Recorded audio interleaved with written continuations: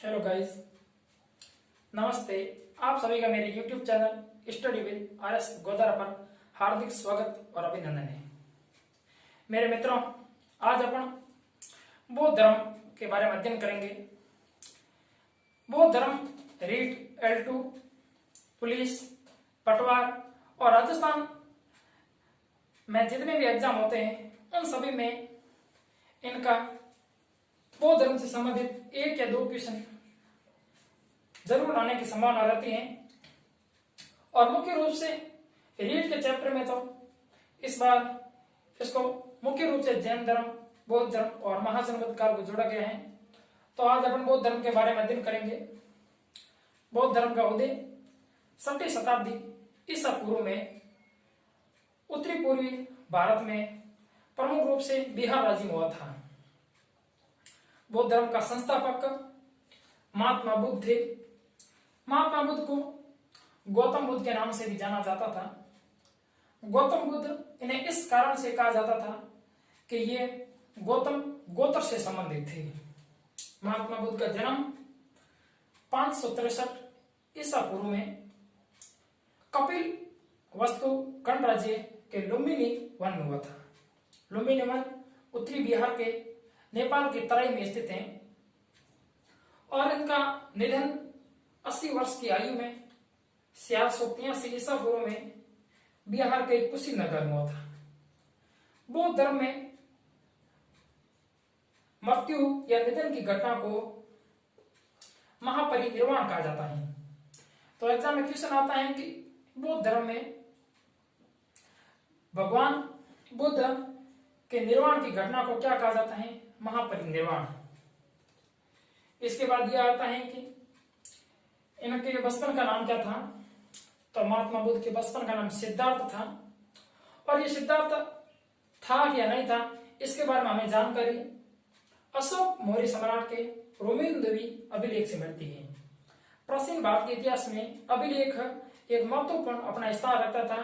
किसी भी अपने साक्ष्य के रूप में जो अभिलेख था उस पर तिथि लिखी हुई होती थी और उनको अपन साक्ष्य के रूप में मानते थे।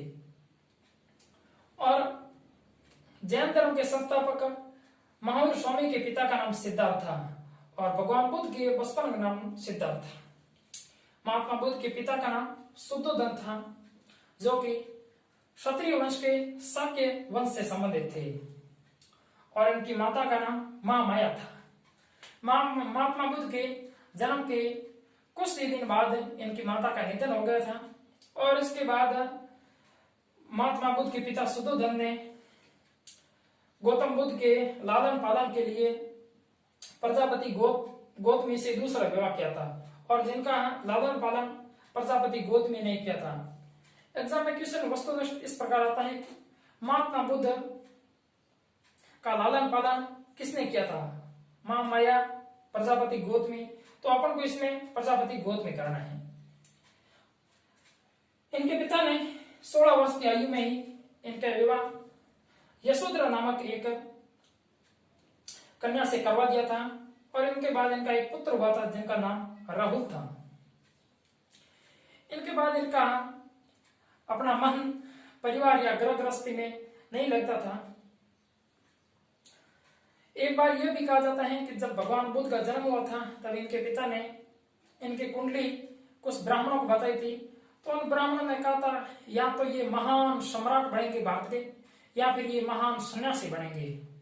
तो ये गाथा चरितार्थ हुई और हमने आगे जाकर 29 वर्ष की आयु में अपना गृह त्याग दिया।